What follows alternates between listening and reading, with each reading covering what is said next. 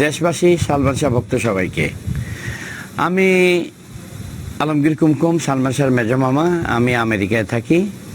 সালমান শাহর এই ঘটনার এক সপ্তাহ 5-6 দিন আগে আমি আমেরিকা থেকে আসছি।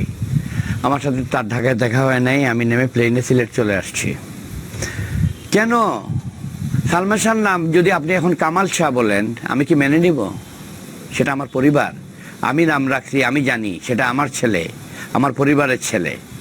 সালমান শাহ সারা বাংলাদেশের ইমন আমাদের। তা আমি ইমনের পক্ষ নিয়ে বলতেছি, সালমান শাহর বিচার দেশবাসী করবে, তার ভক্তবৃন্দ করবে। এখন কথা হলো যে বৃহস্পতিবার রাত 11টা থেকে 12টার মধ্যে সে আমাকে ফোন দিছে আমার বাসায়, দিয়ে বলছে, মামা তুমি নাকি সকালে ঢাকায় আসতেছো। আমি বললাম হ্যাঁ। যে মামা তুমি আইসো না, আমার ছোট বোন আসছিল ঢাকাতে, তার সাথে যাওয়ার কথা আমার। তুমি আইসো না, আমি সকালে আসতেছি সিলেটে, তোমার সাথে জুমার নামাজ পড়বো, আর 1 সপ্তাহ থাকবো তোমার সাথে, আমি মেন্টাল ফ্রেশ হব। আর ঘুম থেকে উঠে মামা আমি ডিভোর্স লেটারে সাইন করব। আমি জিজ্ঞেস করছি কেন? না মামা, ওকে নিয়ে আর সংসার করা যায় না, আমি আসলে তোমাকে সব প্রমাণ বলবো, দেখাবো, বলবো। হ্যাঁ, আমি আসলে বলবো মামা। আমি বলছি ওকে ঠিক আছে আয়। আমার সাথে তার শেষ কথা। এটা কি অবিশ্বাসযোগ্য কোনো কথা? আপনারা বলেন। আমার ছেলে আমাকে ফোন করে বলছে সকালে আসতেছে, ডিভোর্স দিবে। এখন আমি আমেরিকা থাকি, আমি দেশে 30-40টা দেশ ঘুরছি। আমার প্রশ্ন হলো যে সে যদি ডিভোর্স দেয়, মিডিয়া হয়তো তারা জিজ্ঞেস করবে কেন ডিভোর্স দিছো। তার কারণে আমার ছেলেটা রাতের মধ্যে সরাই দেওয়া হয়েছে। আমি তো সেটাই মনে করতেছি। আপনারা কি প্রমাণ চান? সব প্রমাণ আছে, তাদেরকে কথা বলতে বলেন। সামিরার বাপকে আমার সামনে আনেন। আমি সামিরাকে আনতে গেছি, ডেড বডি যখন রওনা দিছে, আমি অর্ধেক রাস্তা থেকে ব্যাক করে আমি সামিরার বাসায় গেছি। আমি দিতিকে ফোন করছি, দিতি আমার ছোট বোনের বান্ধবী, যে দিতি আমি মামা, ইমন কি করছে না করছে আমি জানি না, কিন্তু তার বউ ইমনকে শেষ বিদায় দিতে হবে। দিতি আমাকে বলছে যে আসেন আপনি বাসায়।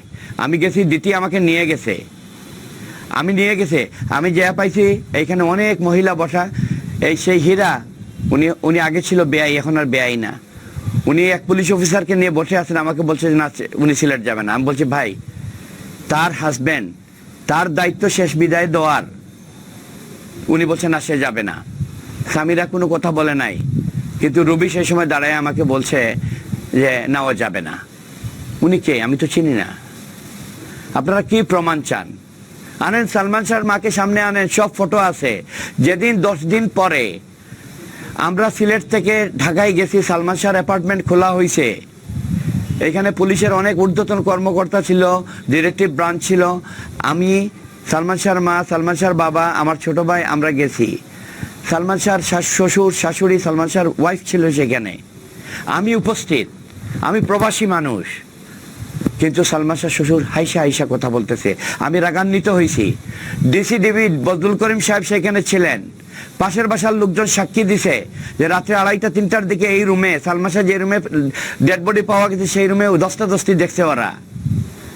সালমান শাহর খাওয়ার দাওয়ার রেডি, খায় নাই। বাথরুমে কাপড় চোপড় ভিজা, সুটকেসে কাপড় চোপড় ভিজা। সামিরার একটা দামি কাপড় চোপড় পাওয়া যায় নাই। ইনজেকশনের অ্যাম্পুল পাওয়া গেছে, সিরিঞ্জ পাওয়া গেছে আমার সামনে। এইগুলা কোথায়? ফটোগ্রাফ আছে, এখন চান দেব। তখন কি করেছেন আপনারা সেই বিষয়গুলো সামনে আনার জন্য? তখন তো আমরা, শোনেন, আপনার কি ছেলে মারা গেছে? আমাদের মাথা নষ্ট। 21 বছর কাঁদতে পারি নাই। আমি কাঁদতে নাই, সে মারা গেছে, তাকে দাফন করছি।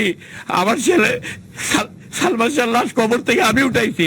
আমি সাক্ষী, ম্যাজিস্ট্রেটের সামনে লাশ কেমন ছিল না ছিল। আমি আজকে কাঁদতেছি। এই খবর শোনার পর থেকে যখন তার ভিডিও ভাইরাল দেখছি, আমি কান্দা শুরু করছি। এর আগে আমি কান্দি নাই। আপনারা প্রশ্ন করতেছেন, করেন। হাসপাতাল থেকে একজন সাক্ষী দিচ্ছে মৃত্যুশয্যায়। উনি হয়তো মনে করছে যে আমার মৃত্যুর সময় এসে গেছে, আমাকে সত্য বলা দরকার, অথবা ওনার কোনো পারিবারিক প্রবলেম হয়েছে উনি বলার দরকার। উনি কি আমার আত্মীয় না সামিরার আত্মীয়? সামিরার মামি? ওনাকে প্রশ্ন করেন, সামিরাকে প্রশ্ন করেন, হীরাকে প্রশ্ন করেন। আমাকে কেন প্রশ্ন করবেন? জনগণকে প্রশ্ন করেন। ইনশাল্লাহ বিচার মিলবে। সুখের মাস আর আমাদের কাদার মাস, আমরাও সুখে সুখান্বিত, ওনার সাথে আমরাও বিচার চাই।